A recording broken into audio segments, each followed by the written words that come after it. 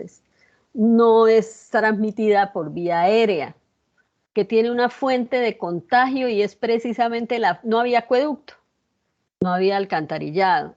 La gente iba a una fuente, a tomar el agua para llevarla a sus casas y esa fuente era del río y el río estaba contaminado, es decir, que todas las personas se estaban contaminando. Digamos que para la ingeniería y para la parte de salubridad fue un gran aporte porque se empezó a diseñar el primer acueducto, se entendió que la enfermedad se producía por la vía oral y que había que tener estrictas medidas de higiene para cortar esta infección por este microorganismo. La infección por Vibrio cólera está referida de muchas maneras. Por ejemplo, los barcos que duraban tanto tiempo en alta mar, cuando llegaban a puerto y si había algún paciente dentro del barco que estaba infectado, el barco no podía atracar, no podía dejar descender a las personas porque iba a infectar a la comunidad. Y de igual manera, si el barco iba a llegar al puerto y en esa ciudad había un brote de cólera, pues no podían descender, tenían que irse a buscar otro puerto porque lo más probable es que se iban a infectar. Posee un lipopolisacárido porque son gram negativos, el lipopolisacárido, y tiene el antígeno O que le confiere especificidad serológica, lo que nos permite encontrar que hay unas que se llaman O1 con unas características antigénicas serológicas y el O139 que son los que causan el cólera típico. Los que no tienen ese antígeno, o sea, los que no son O1 o O139, pueden producir una enfermedad diarreica, pero no tan aguda y no con las características de morbimortalidad que producen los anteriores. En el serogrupo 1 se pueden clasificar además, adicionalmente, en los serotipos Ogawa, Inaba e Kojima, y hay dos biotipos del Vibrio cólera, como son del cólera epidémico, disculpen, que son el clásico y el TOR. Entonces, fíjense que cuando hablamos de biotipo, es cómo se comportan en la expresión de su fenotipo, es decir, qué sustratos utilizan, cómo pueden manejar algún elemento que nos permita diferenciarlo microbiológicamente. Mientras que los serotipos corresponden a características de carbohidratos o de proteínas que les dan presentación antigénica diferente, que elaboran una respuesta inmune distinta porque son antígenos diferentes, ¿sí? Antigénicamente son diferentes, de tal manera que ante un antígeno diferente, pues hay una respuesta inmune de tipo diferente. El biotipo del TOR produce hemolicinas, es Voges-Proskauer positivo y es resistente a la polimixina. Entonces eso lo hace distinto del clásico. ¿Cómo es el mecanismo de acción? La vía de infección y demás. La vía de infección es oral. Tiene unas características muy particulares. A veces hace aparición en una comunidad sin que haya habido una intervención previa de los humanos. Puede ser que de manera haya un grupo de microorganismos en el agua, se contaminen los alimentos o el agua, y dentro de ese grupo de bacterias, hay alguna que pueda producir la toxina y mediante plásmidos le transmite esa capacidad al resto de la cepa que está en la fuente de agua o de alimentos de las personas. Entonces, ahí es cuando por la ingesta, bien sea, por ejemplo, de alimentos de origen marino, como los, bueno, camarones y cualquier alimento de este tipo, que generalmente y por costumbre los consumen crudos. Entonces, no hay ninguna cosa que limite a ese microorganismo y que pueda neutralizar al microorganismo que es capaz de producir toxina. Entonces, la ingesta de esos alimentos o de esa agua, para recordar, la dosis infecciosa es mayor o debe ser mayor si el vehículo donde pues la persona ingiere la bacteria es agua, debe ser una mayor dosis infecciosa. Al contrario, si es un alimento sólido, pues por lo general no tiene que ser tan grande. Entonces, para tener en cuenta que quien hace todo el mecanismo de acción es la toxina. La toxina tiene dos partes, una que es la parte B, que es la adherencia, y la parte activa, que lo que hace es aumentar el AMP cíclico y empieza a haber una cantidad de anilciclasa y una cantidad de líquido a la luz intestinal, no hay absorción. Fíjense que la toxina es capaz de abrir los canales de cloro, se pierden y se eliminan, no se absorben ningún electrolito, lo que entonces va a producir un desequilibrio de electrolitos, un desequilibrio electrolítico y una deshidratación que pues lleva a la muerte de los pacientes a los cuales no se les da tratamiento ni restitución de líquidos. Es una enfermedad mortal si no se hace un adecuado tratamiento. De hecho, en la historia, los registros que hay es de una gran cantidad de personas muertas, porque además de la presentación diarreica, tiene presentación emética y puede tener las dos presentaciones en la misma persona. Entonces eso pues acaba con la vida de la persona. Es una enterotoxina termolábil con subunidades A y B. La subunidad A entra en la célula después de que se ha fijado la fracción B, y eso es el mecanismo de acción de casi todas las toxinas. Empieza a haber hipersecreción de agua y electrolitos. Hay hipersecreción de cloro, inhibición en la absorción de sodio y cloro, y se reporta que la persona puede perder entre 20 y 30 litros por día. Con una deshidratación que lleva al paciente a un choque, a acidosis y la muerte. Una de las características que tiene la materia fecal es que hay acolia, es una materia fecal que es como la refieren en la literatura como de agua de arroz, como cuando se lava el arroz, así, porque no alcanza a ser pigmentada esa materia fecal, pues por la gran cantidad digamos, de aumento de las deposiciones. Entonces lo que francamente está eliminando es casi como agua, ¿cierto? De ese color, acólico.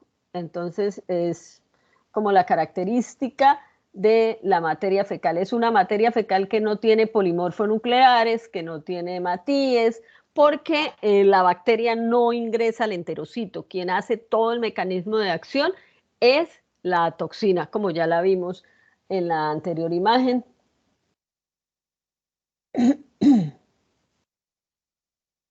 Bueno, epidemiológicamente se mantiene circulando en zonas muy específicas, todo lo que es la costa del Pacífico, por ejemplo, en las Américas, con el debido control. En América, pues, por ejemplo, cuando hay eventos que afectan la vida de las personas y disminuye la calidad de vida, entonces ha hecho algunas apariciones después de terremotos, después de ese tipo de eventos.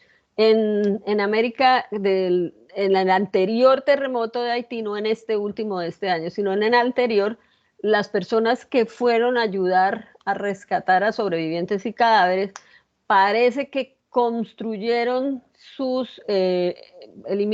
para la eliminación de excretas muy cerca de las fuentes hídricas, y hubo un brote de cólera, pero fue fácilmente controlada, pues porque hoy en día existen todos los protocolos de manejo, de identificación y de tratamiento.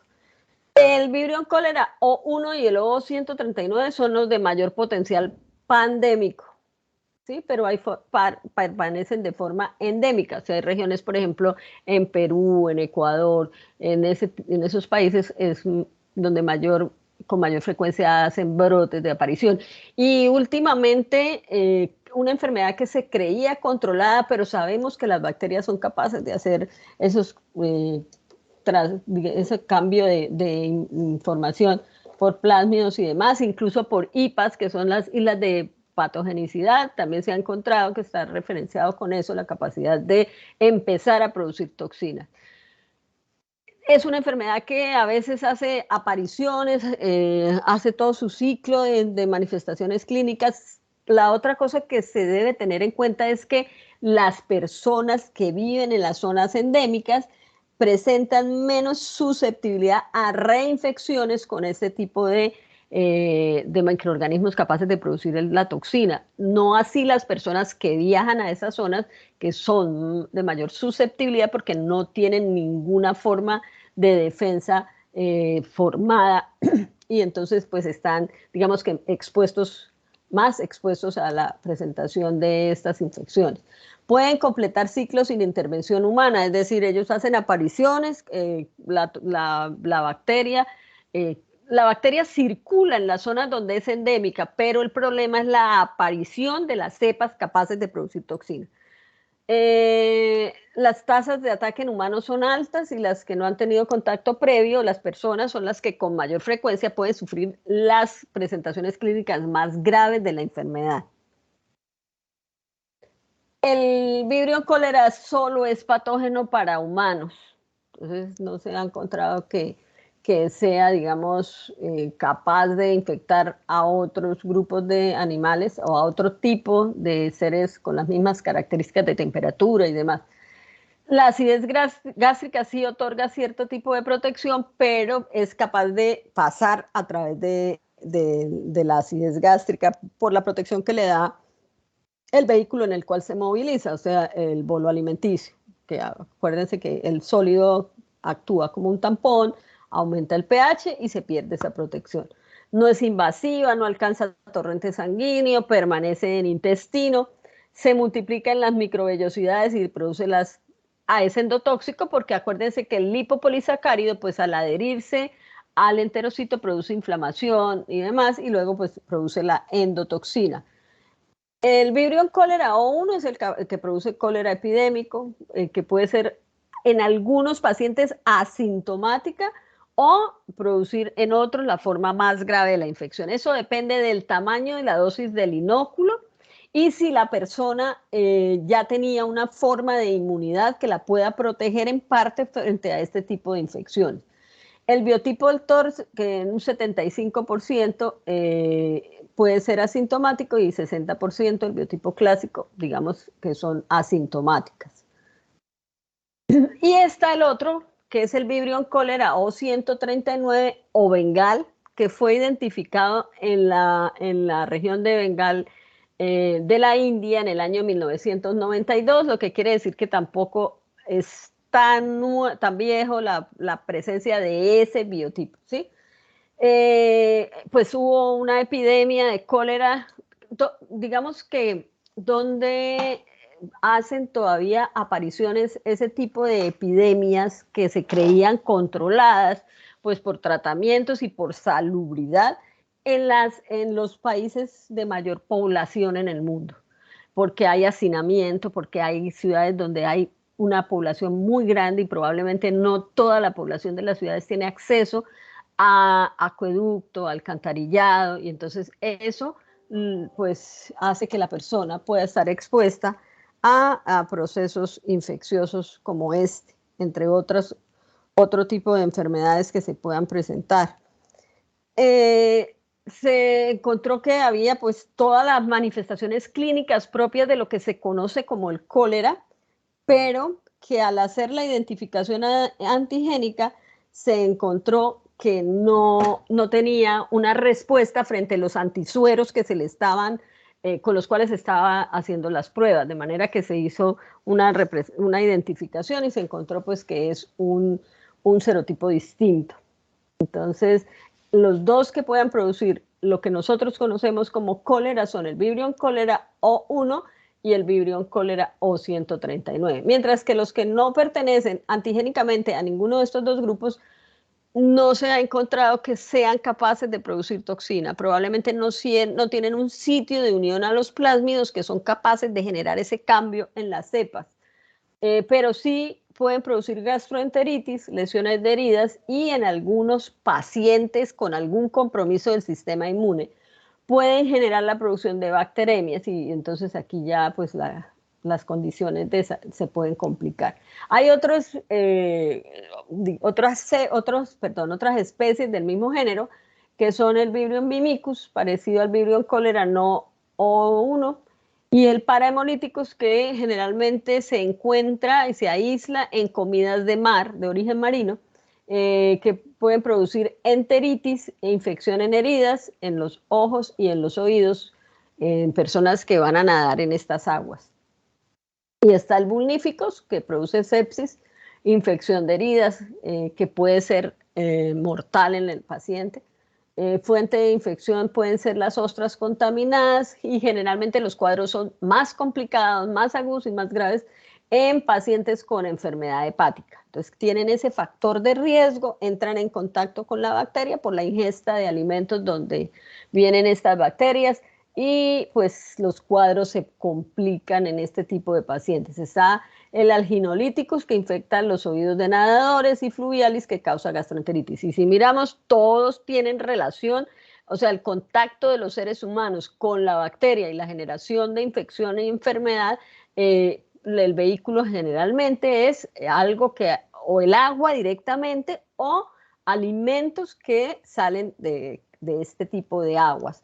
Por eso bueno, ese sería como lo que también ha encontrado la Organización Mundial de la Salud en relación a esta enfermedad, que además de las ciudades densamente pobladas, con todas las condiciones pues, de baja calidad en servicios de agua potable y todo, hacinamiento, desplazamiento y demás, pues está el que hemos ido contaminando las fuentes de agua que anteriormente pues eran potables, que las podíamos consumir. Hoy en día pues no son aptas para el consumo humano por la cantidad de cosas que nosotros arrojamos a las fuentes de agua. La mayoría de las infecciones son asintomáticas, como ya dijimos, y depende del tamaño del inóculo, y tiene el Vibrio en cólera en todas sus formas, pues tiene un periodo de incubación más o menos entre 1 y 4 días. Se presenta, los primeros síntomas pues refieren directamente a la afección que está produciendo a nivel entérico. Náuseas, vómitos, diarreas profusas con cólicos abdominales, porque como no hay absorción y hay una gran cantidad de líquido a la luz intestinal, pues eso produce dolor, ¿sí? Hay una gran cantidad de líquido haciendo tránsito e intentando salir, no hay absorción, entonces eso produce dolor. Y las evacuaciones parecidas a agua de arroz. Hay pérdida de electrolitos, colapso circulatorio y anuria, con una mortalidad entre el 25 y el 50% si no se hace tratamiento. Para la identificación y cultivo, pues las muestras son heces, crecen agar peptona, el agar tiene pH 9 porque en ácido no crece. Está el medio de TCBS, que es el medio que se usa para cultivar Vibrio, y por eso generalmente cuando solicitan identificación microbiológica deben informar que está sospechando que la infección es por cólera. De todas maneras, ese código que tiene la enfermedad, pues digamos que desencadena casi que una alarma de salud pública, porque hay que instalar todo un protocolo para proteger a la comunidad. Entonces, pues el laboratorio inmediatamente sabe que se trata de Vibrio. Se pueden tipificar por aglutinación, por antisueros, o lo que corresponde al AOL-O1 y al O139. Por PCR también se puede identificar el material, el genoma de este tipo de bacterias. Y esa es en el medio TCBS, que bismuto, sulfito, tiosulfato, citrato. Las colonias pues crecen de esa manera, y es ahí donde crecen porque tienen las condiciones para permitirle crecer. Como tratamientos, pues restituir líquidos e interrumpir el ciclo de producción de la toxina, porque la toxina es la que produce toda la enfermedad, y hay que neutralizarla antes de que llegue hasta su sitio por el cual tiene, digamos, tropismo. Se usa tetraciclina vía oral, pero se han identificado la aparición de cepas resistentes a tetraciclinas, obviamente mediada por plásmidos infecciosos, y entonces eso pues complica más el cuadro. Lo ideal es un antibiograma para pues eliminar la posibilidad de eso. No sé, creo que tenía otra cosa que decir. Ah, bueno, la inmunidad es de tipo celular y de tipo inmunoglobulina A que se produce, pero digamos que no es una inmunidad específica a largo tiempo. Obviamente hay producción de inmunoglobulina M, pero lo que más se encuentra son inmunoglobulina A porque pues es en mucosa, en intestino y por lo general está por ahí ese tipo de, pues la capacidad de producir este tipo de anticuerpos. Dentro de ese grupo entonces está también o están también, ay, me comí una Campylobacter, ¿sí? Son un género de bacterias. Los Campylobacter también son pues relativamente nuevos, tal vez para ustedes, para la mayoría de ustedes parezcan muy viejos, pero a mitad, pues a final, como en la época de los años 80, más o menos del siglo XX, que es pues relativamente cerca, se identificaron este tipo de eh, microorganismos porque se empezaron a hacer, digamos, cultivos para identificar al agente causal de esos procesos diarreicos en las personas. El Campylobacter jejuni es uno de los, o es una de las bacterias que con mayor frecuencia se aíslan en procesos diarreicos. Aunque no, las personas consideren que esas diarreas de aparición súbita relacionadas con ingesta de alimentos pueden estar producidas generalmente por protozoarios y esa es, digamos, que el imaginario de las personas, a veces son más frecuentemente producidas por bacterias. Y la bacteria que con mayor frecuencia se puede aislar es el Campylobacter. Sobre todo en esas personas, digamos, que consumen alimentos en sitios públicos sin una medida de higiene adecuada. Están asociados a enfermedades diarreicas y sistémicas. Y ahí está como, digamos, la complicación, porque dependiendo del tipo de hospedero en el que esté produciendo la enfermedad puede que no pase de un episodio diarreico o se nos convierta en una enfermedad complicada, como ya vamos a ver. Está el Campylobacter jejuni y el Campylobacter coli. En este grupo, al principio, antes de hacer una buena identificación, tanto microbiológica, y ya pues a partir de más o menos 5 décadas para acá, no menos, 10 años o 20, ya con el manejo de la parte genómica, pues se identificaron como no dentro del grupo de las echerichas, porque se creía que era más parecida como a echericha o a shigella, hasta que ya se identificó que era un género aparte. Está el Campylobacter fetus, subsaliensis y lari dentro de ese género. Son bacilos gram negativos con una característica morfológica muy, muy propia de género y es que tiene como una forma de coma o de S o de alas de gaviota. Hay quienes lo identifican como si fuera un caballito de mar. Cuando se está sospechando que el agente causal del proceso entérico es este microorganismo, para ese sí se justifica una coloración de Gram, porque cuando no se sospecha que pueda ser un Campylobacter o la coloración de Gram no nos aporta información que sea valedera para el proceso de identificación, porque casi todos los microorganismos entéricos son bacilos. Entonces, pues y gram negativos. Entonces, uno hace una coloración de Gram y lo que ve es bacilos gram negativos y eso como en qué escenario lo deja, en el mismo, ¿cierto? Entonces, en cambio, en este tipo de agentes causales de proceso diarreico, la información que nos deja la coloración de Gram sí aporta la identificación, porque al mirar esa morfología tan particular, pues uno ya empieza a asociar que el agente causal puede ser el Campylobacter. Es móvil, tiene un solo flagelo y le permite una gran movilidad. Mire, el flagelo en este tipo de microorganismos que puedan vivir a nivel entérico o cerca o en el estómago, como lo vamos a ver ahora, el flagelo les da un potencial de movilidad que les permite evadir el peristaltismo, evadir esos movimientos propios del sitio anatómico donde está viviendo y adherirse, multiplicarse, poder, digamos, correr casi que a la misma velocidad que podría ser la de todos los líquidos que pueda haber ahí, ácidos y demás, y de la propia movilidad del intestino. Entonces, eso es como un factor de virulencia que tienen este tipo de microorganismos. ¿Cómo se produce la enfermedad con este tipo de microorganismos? Pues por vía oral, ¿sí? O sea, está asociado a la ingesta de alimentos contaminados. Eso hay que tenerlo clarísimo. Entonces, en esas condiciones en las cuales el alimento es el vehículo mediante el cual la persona se va a infectar con este microorganismo, con una dosis infecciosa muy baja, con un potencial de virulencia muy alto del microorganismo, entonces pues se asocia ahí y empieza la enfermedad. ¿Cómo se contaminan estos alimentos? Probablemente una persona que tiene la bacteria no se tiene la adecuada higiene para la manipulación de los alimentos, no se hace un buen lavado, probablemente el agua con la que se lava está en las mismas condiciones pues, que el alimento podría haber estado, da lo mismo lavar o no.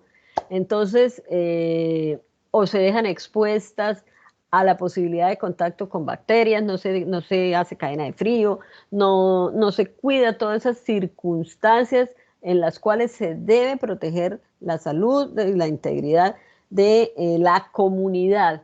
Por eso cuando hay procesos diarreicos que están generados desde algún sitio de donde sale la enfermedad, por ejemplo, con una referencia específica por el paciente, es que yo comí en tal lado, y no es 1, ni 2, ni 3, entonces hay que recuperar el alimento, hacer cultivo de las heces de esos pacientes para identificar el agente que está asociado al proceso de enfermedad.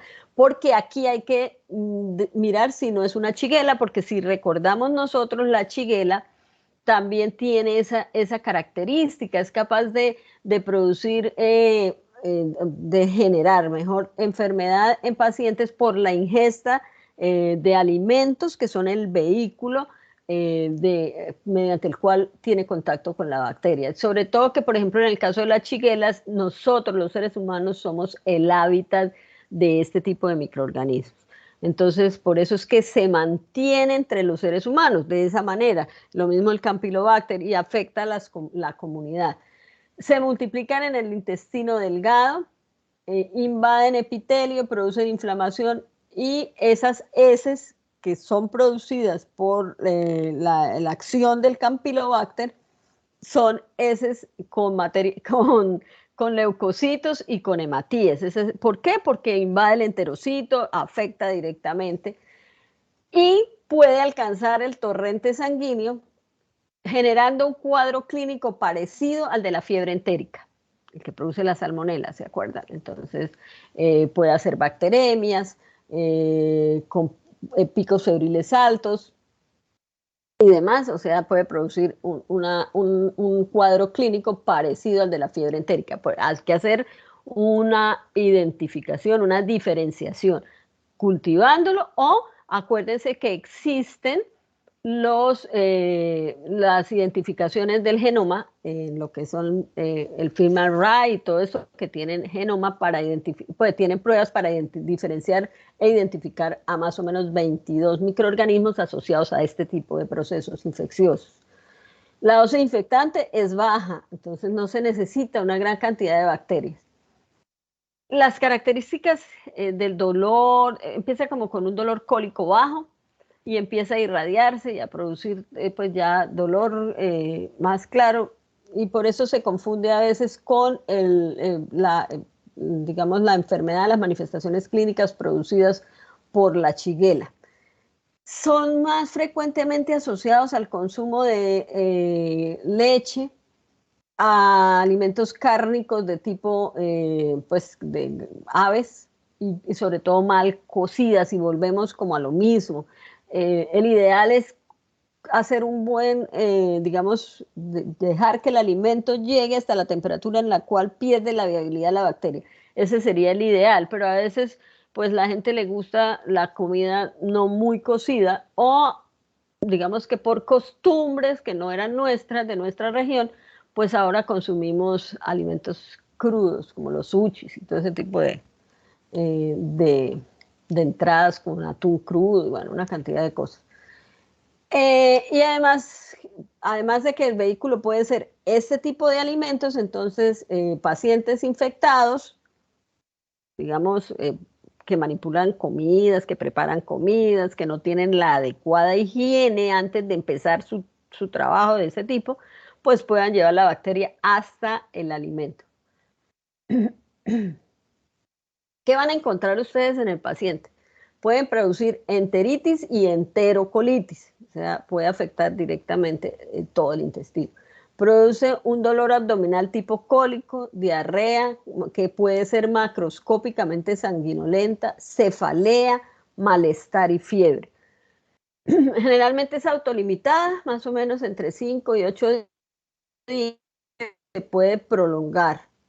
En algunos pacientes puede resolver solo en un tiempo más reducido, porque es que 8 días con diarrea usted termina consultando y el problema con este tipo de diarreas es que pasan subclínicas, ¿sí? Y no hay un registro adecuado porque no, pues el paciente no consulta, se automedica o desaparecen los síntomas, pues porque hace ciclo la bacteria, no se sigue multiplicando, no afecta más a ese paciente y ya, se limita. Se ha encontrado, ya está demostrado que puede desencadenar casos de Guillain-Barré, porque tiene, pues, digamos, algún tipo de tropismo por otros tejidos, es esa parálisis que empieza de tipo ascendente, que puede producir la muerte del paciente. Las cepas algún tipo de cepas pueden producir una citotoxina distensora citoletal, que son las que afectan de manera grave y están asociadas a este síndrome. El Guillain-Barré no es, digamos que es una síndrome que aparece después y está relacionado con diarreas producidas por Campylobacter, pero no es el único proceso infeccioso que pueda estar precediendo a la aparición del Guillain-Barré. Se han encontrado otras y ustedes ya me imagino que los habrán hablado, como Zika y otro tipo de procesos infecciosos en los cuales la respuesta inmune a veces es la que termina afectando tejidos, gangliósidos y demás, y produciendo este tipo de síndromes. Eso también puede estar asociado a manifestaciones clínicas extraintestinales, o sea, no todo es a nivel del intestino. Generalmente puede producir bacteremias que en las personas con un sistema inmune competente puedan ser de manera transitoria.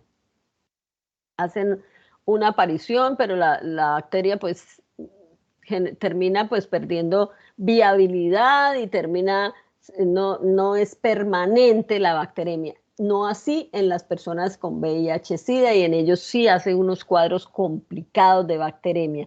Y esa es otra de las asociaciones que ya están identificadas, la bacteremia que puede afectar la vida del paciente con SIDA, ¿no? Entonces, son esos pacientes con un recuento bajo de CD4, digamos por debajo de las 200 células por milímetro cúbico, y entonces la ingesta de alimentos contaminados con Campylobacter termina produciendo en estos pacientes pues unas bacteremias que van a ser permanentes, difíciles de tratar, pues porque la persona pues no tiene un sistema inmune que le ayude a eliminar la bacteria, lo que nos lleva a mirar con claridad que el sistema inmune o la respuesta mejor inmune frente a la presencia de este tipo de microorganismos de tipo celular, ¿sí? Porque si se ven afectados pacientes con VIH-Sida, pues lo más probable es que la disminución de los CD4 y de los CD8 pues permita que se instauren cuadros tan complicados como una bacteremia. Otros pacientes pueden ser aquellos pacientes que tienen una hipogamaglobulinemia y también entonces se generan este tipo de bacteremias. ¿Por qué se puede desencadenar el cuadro de Guillain-Barré por este tipo de infección? Porque se cree o se han hecho estudios en los cuales se ha encontrado que los anticuerpos frente a los lípidos, frente a los, se muestran reacción cruzada con los gangliósidos neurales, y entonces por eso es que se produce el Guillain-Barré.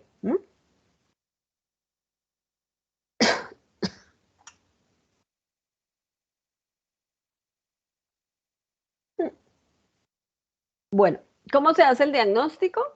Pues el apoyo diagnóstico, ¿no? Porque pues la primera impresión diagnóstica la tiene el contacto del médico con el paciente y todos los signos y síntomas que tiene. La muestra a procesar es materia fecal siempre y cuando no se esté sospechando bacteremia, porque si se está sospechando una bacteremia, pues hay que también tomar para hacer un hemocultivo para la identificación de la bacteria en sangre. También se pueden hacer pues cultivos para la identificación, microscopio de campo oscuro, microscopio que nos permita observar el movimiento de la bacteria por el flagelo que tiene, ¿no? Se mueve sobre su eje como un dardo. Y obviamente pues lo que refiere a genoma, pues se hacen las pruebas, bien sea por Luminex o pues, las proteínas también para identificarlos, o el FilmArray, que ya dijimos que nos permite identificar más o menos 22 bacterias asociadas a ese tipo de procesos diarreicos, pues de procesos entéricos. Ahí la imagen del Campylobacter, a la izquierda, es lo que hace la identificación como si fuera, bueno, algunos hablan de un caballito de mar, de alas de gaviota, bueno, esto es un microscopio ya de, pues, no es un microscopio de luz, obviamente, con el que se hacen estas imágenes. Al centro, los medios de cultivo para identificación de campylobacter o un medio de transporte como el Campivac, no se debe meter a la nevera cuando se siembra pues se pone en este tipo de medios de transporte, porque crece idealmente más a 42 grados centígrados y es donde tiene la movilidad y demás.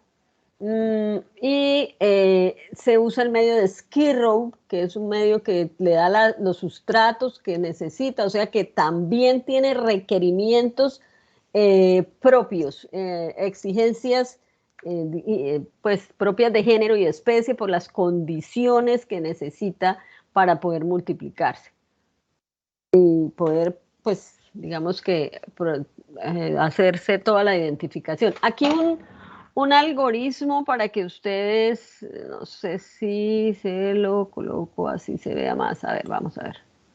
No pierdo la imagen, es que a veces... No, nada. Bueno, cuando llega o cuando se sospecha un proceso diarreico, y vamos a hablar específicamente de la materia fecal, porque pues microbiología, la muestra de la materia fecal, no la parte genómica, porque eso ya es de acuerdo a cómo se procesa para encontrar el ADN de la bacteria.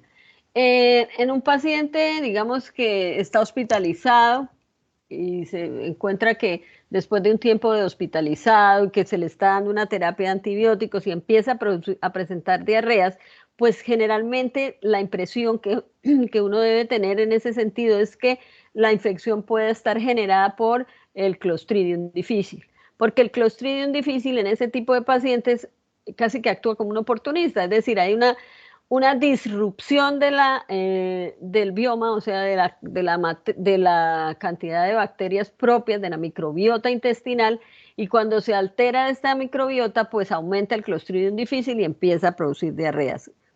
Se hace la suspensión del tratamiento de antibióticos y generalmente hay una remisión del proceso diarreico. Eso en primera instancia.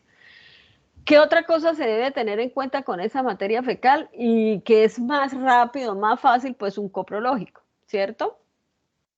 Un coprológico que nos permita eh, identificar y determinar que la... Ay, ay, ay, ay, ¿qué pasó? Ups. Ah, Dios santo. Vamos a ver. Ahí lo están viendo más grande, ¿cierto? ¿Sí? Bueno, que nos descarte en primera instancia, lo que hay que descartar es que el proceso diarreico no está producido por parásitos. Entonces se hace un coprológico o un coproscópico. Porque si el proceso diarreico es por un protozoario o por Cryptosporidium o por pues, cualquiera de esos parásitos, pues hasta ahí llega digamos, el proceso de identificación y pues ya se asume el tratamiento.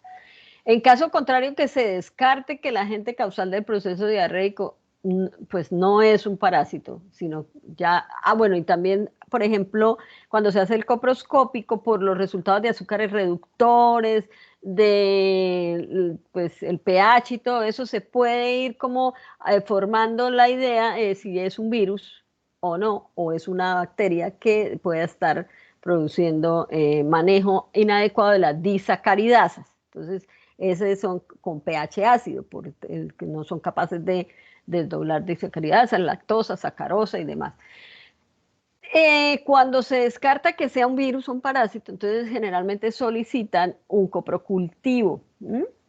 Entonces, hay distintos medios de cultivo para hacer la identificación. Para el caso del Campylobacter, pues están el medio de Skirrow y todos los agares propios para ese tipo de, que son medios selectivos con alta selectividad y que le permiten crecer.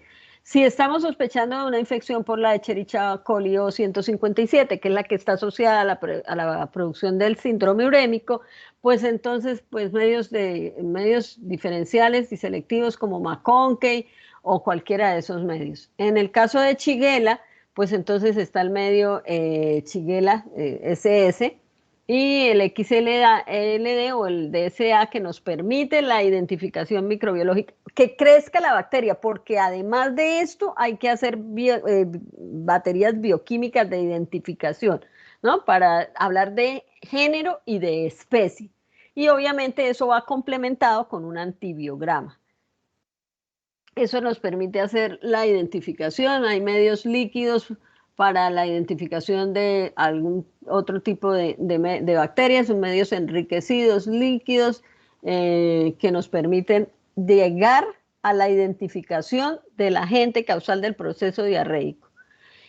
Y para completar entonces aquí este grupo, tenemos el Helicobacter pylori, muy famoso, pero tan famoso que pues se identificó más o menos en el año 1983, 84. Antes de eso, la gastritis y la úlcera estaban asociados a otros procesos, a estrés, alimentos contaminados, a la bebida de alcohol, pero nadie hasta ese momento había asociado ese proceso a una infección. Y los dos señores que empezaron a hablar de eso, pues al principio fueron tildados pues como están como fuera de contexto, asociar ese proceso que era netamente fisiológico, tratado con pues medicamentos que lo que hacían era disminuir los síntomas, pero le facilitaban el hábitat a la bacteria. Cuando ya empezaron a evidenciarlo, a encontrarlo, a identificarlo, pues digamos que cambió todo porque ya las personas empezaron no a sentir alivios temporales de la sintomatología, sino de verdad la remisión completa, porque pues eliminando la bacteria, pues se quitan todos los síntomas de este tipo de infecciones. ¿Quién es el Helicobacter? El Helicobacter anteriormente, recién que lo identificaron, porque al principio no eran capaces como de cultivarlo, lo podían colorear en muestras que se tomaban para hacer biopsias y se identificaban, pero era muy difícil de cultivar hasta que empezaron a hacer cultivos, a hacer repiques, a identificarlo y demás. En primera instancia lo agruparon con los Campylobacter, entonces era el Campylobacter pylori, hasta que empezaron a encontrar características especiales, propias, diferentes, y él tiene su propio género. Entonces, es un bacilo gram negativo en forma de espiral que está asociado con la gastritis antral y la úlcera duodenal, y también a la úlcera gástrica y al carcinoma gástrico. es catalasa positivo, es móvil, es productor de ureasa y crece más o menos a pH 6 y 7. Y entonces uno dice, bueno, y entonces, ¿en qué escenario, a qué momento llegó al estómago? Se han hecho estudios en los cuales se ha encontrado y confirmado que hay no solamente Helicobacter pylori, sino... Ay, no me diga que se trabó. A ver, espérenme un minuto porque creo que se trabó.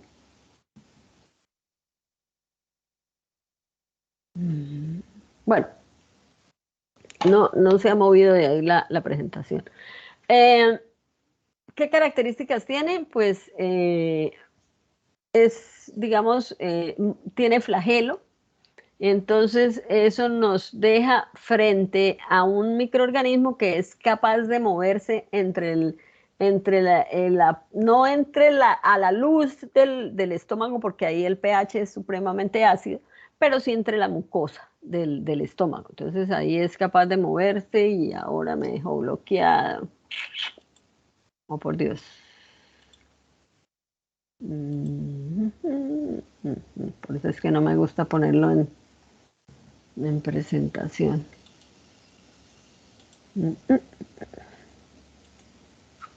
A ustedes, voy a cerrar la presentación para intentar volver a abrir, ¿ok?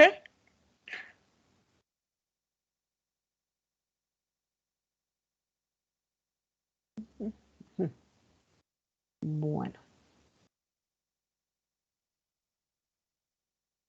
listo. Así.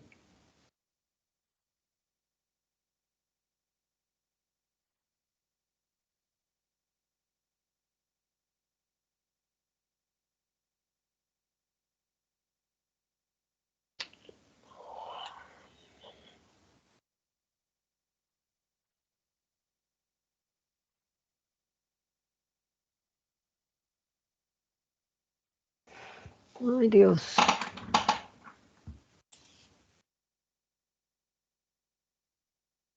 Está pensando.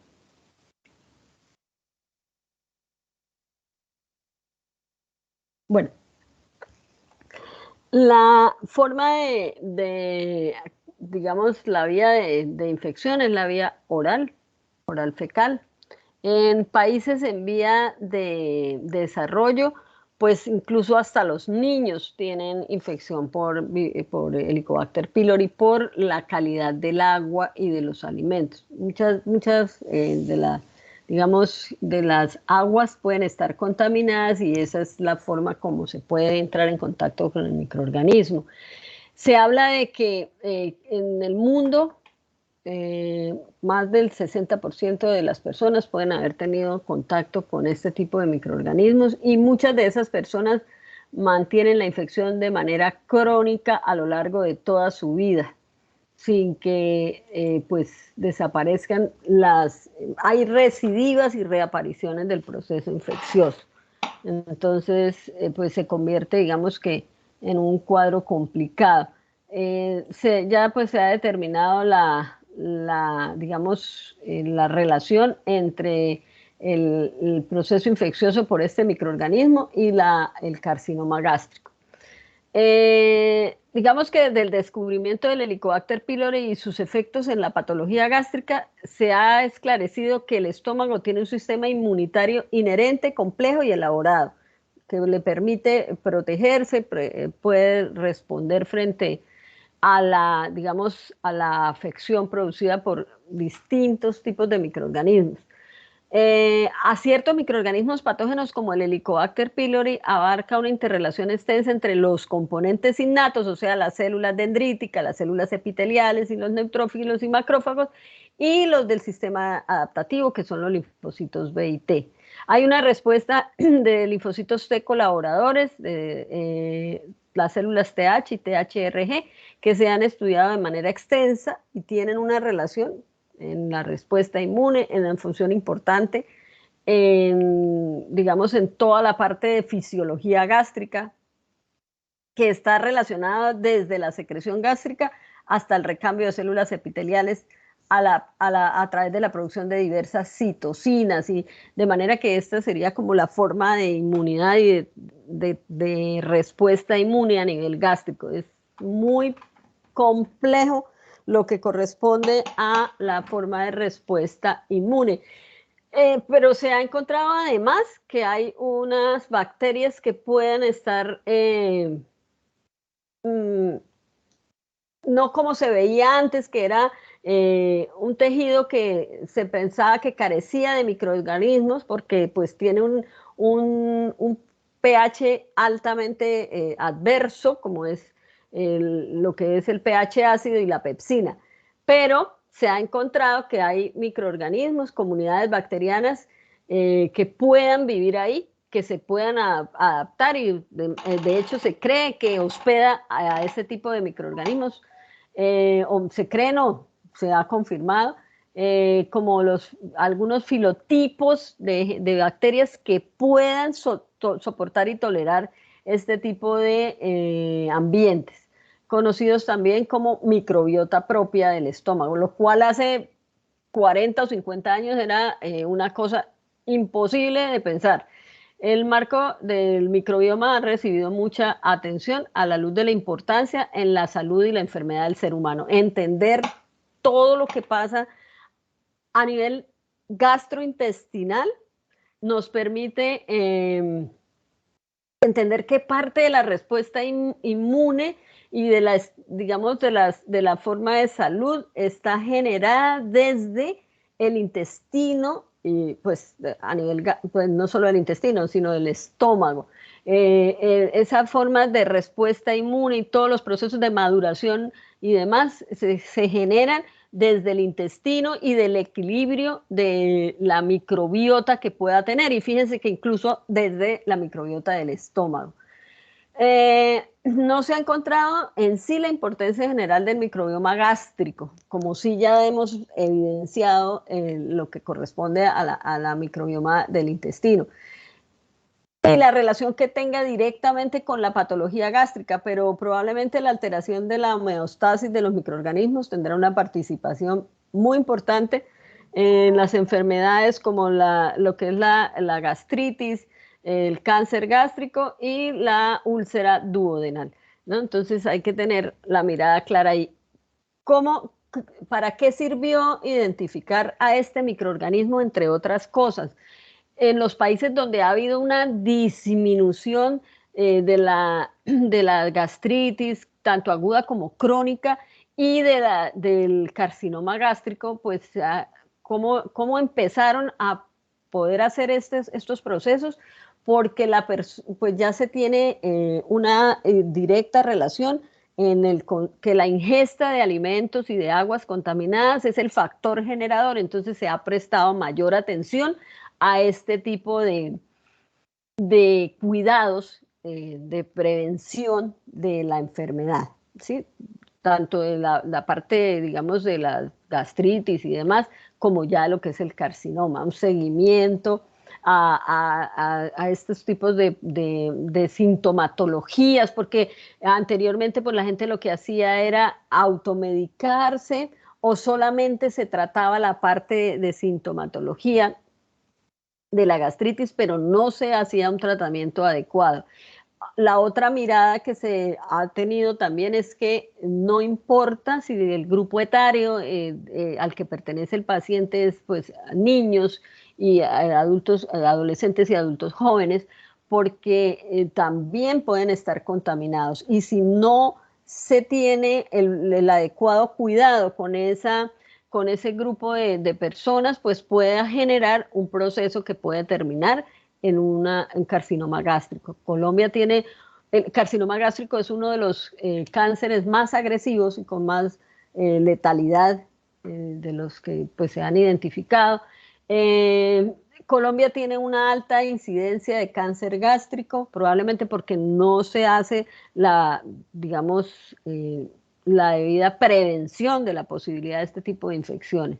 En países como el Japón, donde la frecuencia de cáncer gástrico era muy alta, pues ha disminuido por el cuidado en la prevención del proceso infeccioso, y en la parte de apoyo de algunas formas diagnósticas que puedan evitar la aparición o la evidencia de la infección ya en estadios muy adelantados.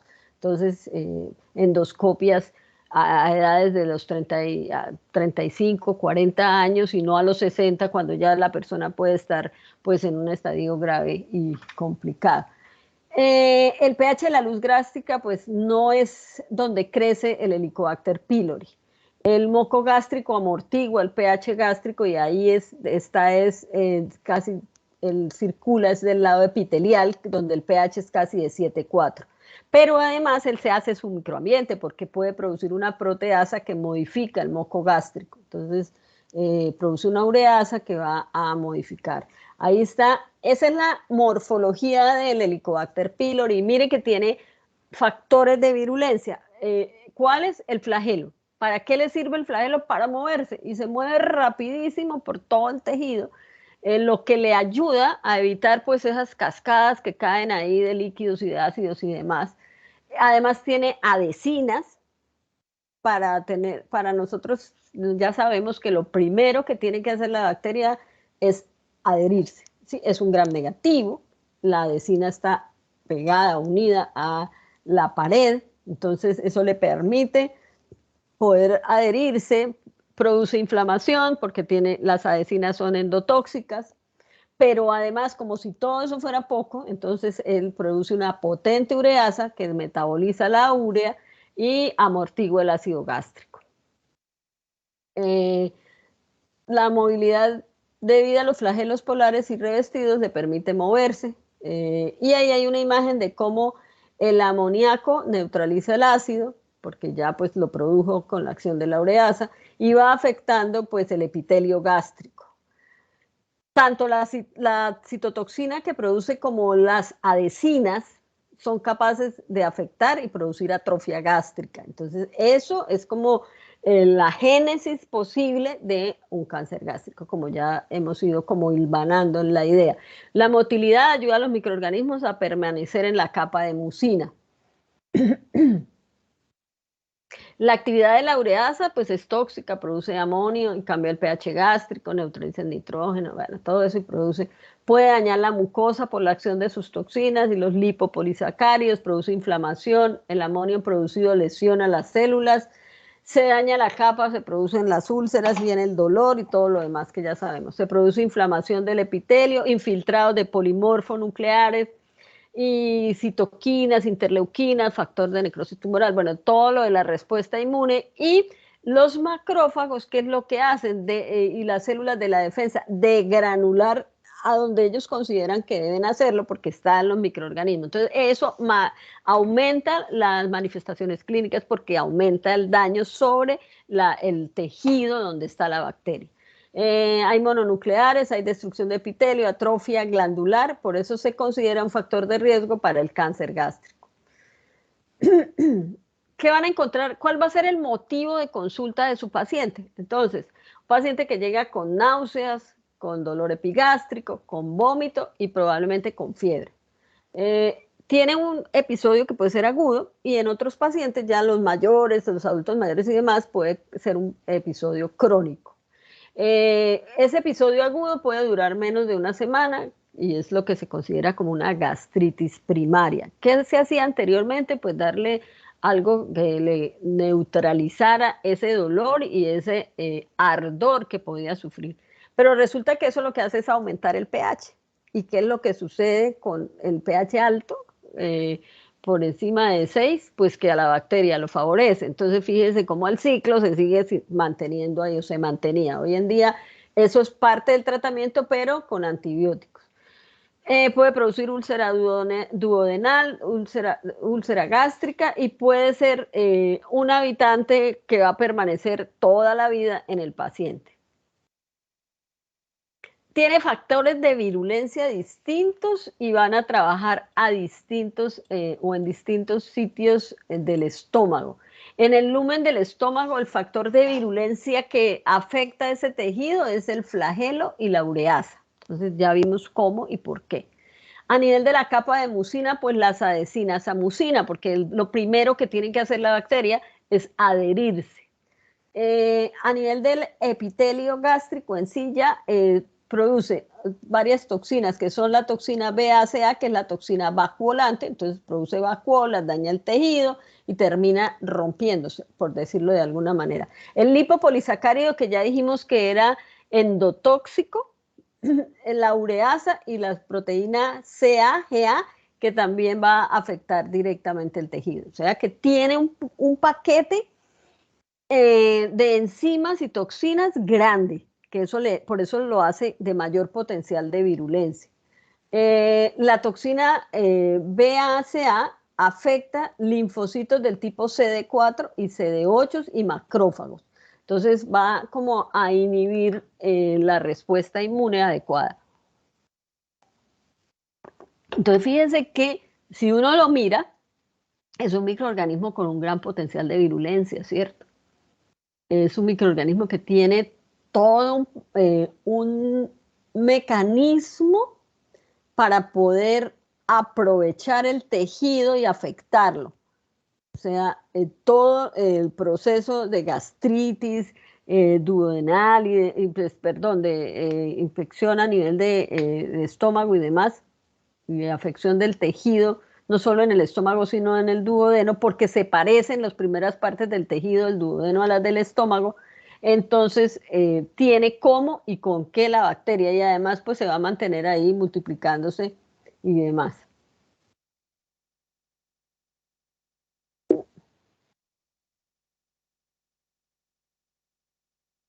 ¿Y ahora qué pasó? Bueno, entonces, ¿cuáles son los factores que hay que tener en cuenta?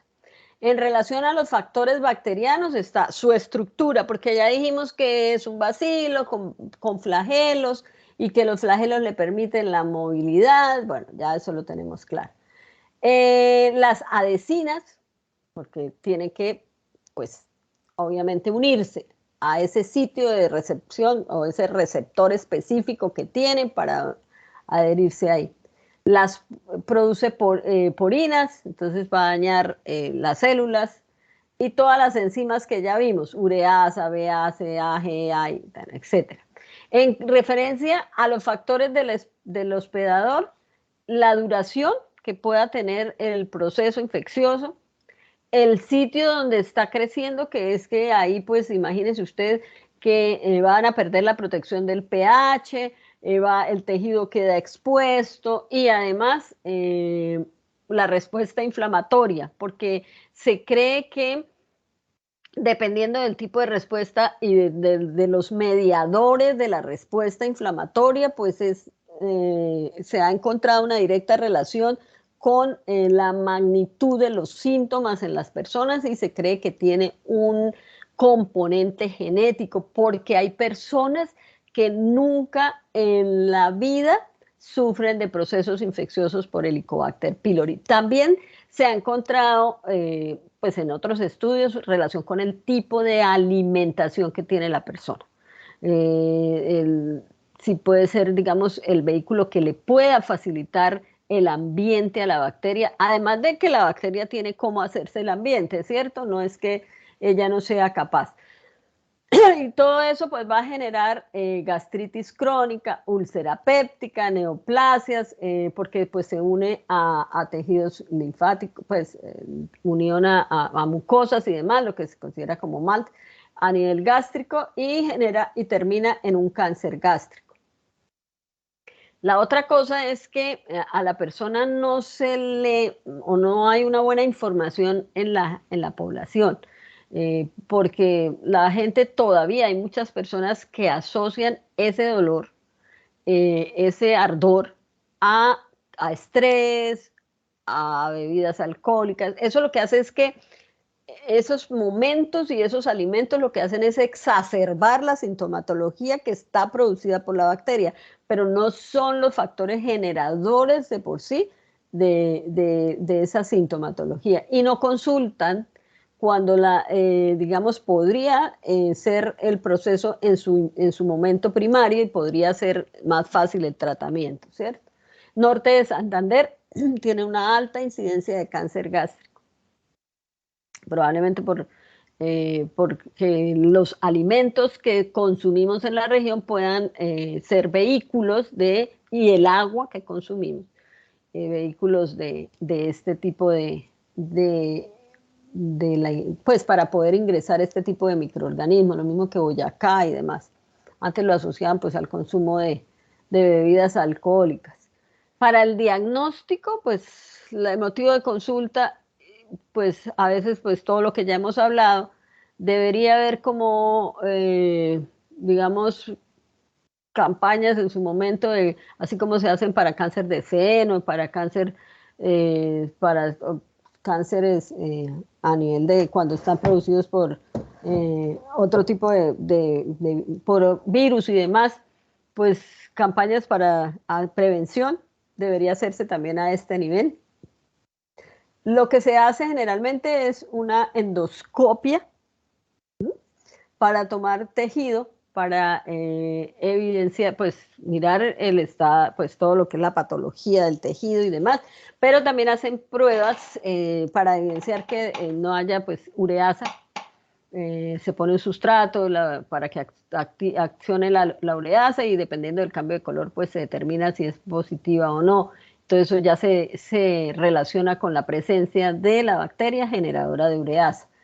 Para examen histológico y para cultivo se puede hacer titulación de anticuerpos, se puede detectar la actividad de la ureasa que se evidencia por cambio de color sobre un medio que tenga urea. Y in vivo hay una forma de medir lo que es cuantificar el CO2 que expira el paciente como producto de degradación de la urea. Entonces se cuantifica y se determina si hay o no la presencia del microorganismo en la endoscopia, pues evidenciar la presencia del microorganismo. Digamos que el diagnóstico histológico y microbiológico, aunque un procedimiento más invasivo, pero es lo que se hace. Título de anticuerpos y la prueba de expiración de urea. Al paciente se le administra por vía oral una urea marcada con carbono 13 y la ureasa pues, del Helicobacter pylori la convierte en CO2 marcado y se puede cuantificar. Con el tratamiento, pues, el tratamiento suministra un antibiótico para eliminar la bacteria, porque si no, no se está haciendo nada. Amoxicilina o tetraciclina por más o menos 15 días y la mayoría de los pacientes hace una recidiva, una reaparición del proceso infeccioso nuevamente, entonces generalmente hay procesos de tratamiento, digamos, por varios ciclos. Se usan agentes antiácidos para la cicatrización y debe inhibirse la acción de la ureasa. ¿Cómo se inhibe? Pues eliminando a quien la está produciendo, que es la bacteria. ¿Tienen alguna pregunta?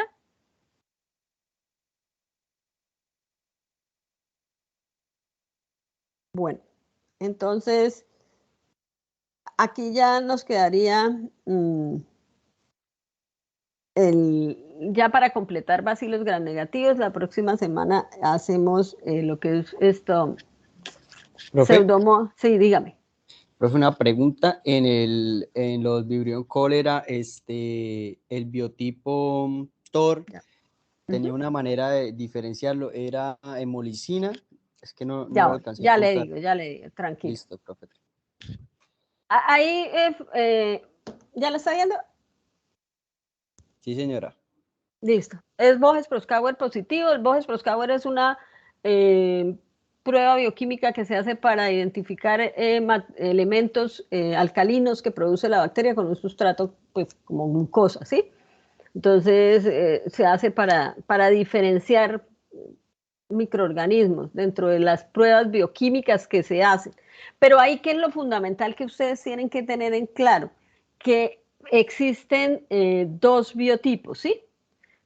O sea, la bacteria, uno dice, bueno, Vibrio cólera, y dentro de esos Vibrio cólera hay serotipos, como los que ya vimos que es lo que es Ogawa, Inaba y Kojima, o sea que tienen características antigénicas diferentes. Fíjense lo complicadas que pueden llegar a ser las bacterias porque tienen distintas representaciones antigénicas y eso pues desencadena una respuesta inmune distinta en cada hospedero, o sea, anticuerpos diferentes, patrón de respuesta distinto, pero además de la parte antigénica, entonces está la capacidad de la manifestación de su genoma por la parte del fenotipo, o sea, utilización de sustratos.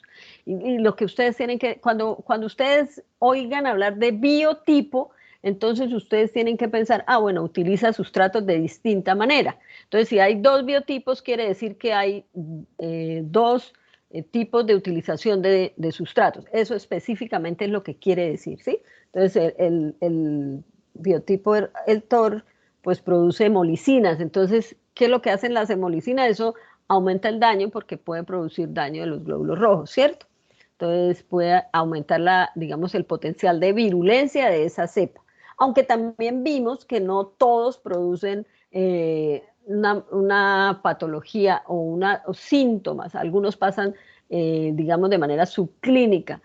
¿Y eso a qué obedece? Puede ser que el tamaño de la dosis infecciosa no sea tan grande y que el potencial de virulencia de la cepa que tiene el hospedero no esté produciendo pues toda la magnitud o la cantidad de toxina, porque en últimas, ¿quién produce todo el daño del paciente? La toxina que produce el Vibrion. Y eso lo tienen ustedes que tener claro, cuáles son o cómo es el tipo de afectación que produce el Vibrion cólera. ¿Es una diarrea exudativa o no? ¿Por qué es o no es de ese tipo de diarreas? Porque eso es lo que ustedes van a terminar haciendo una correlación clínica entre los síntomas, los signos y lo que les informen del apoyo paraclínico para ir conformando esa impresión diagnóstica, ¿cierto?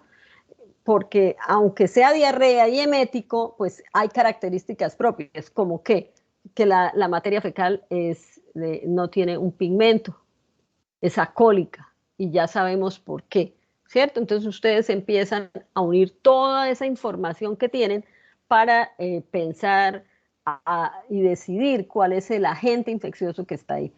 Obviamente, pues ustedes tienen el apoyo hoy en día de las pruebas genómicas.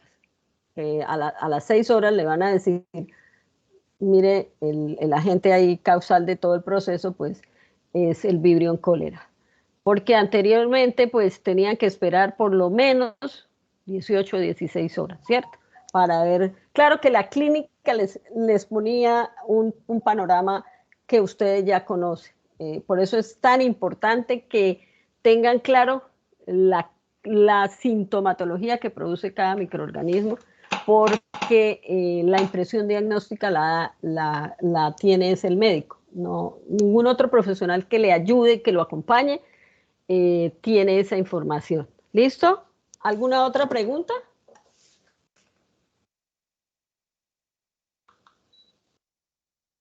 ¿No? La próxima semana tenemos quiz, ¿cierto? Sí, señora. Bueno. Listo, chicos. Entonces nos vemos mañana. Gracias, profe. Hasta luego. Hasta luego. Hasta luego. Bueno, profe, gracias. Nos vemos. Hasta luego. Feliz tarde.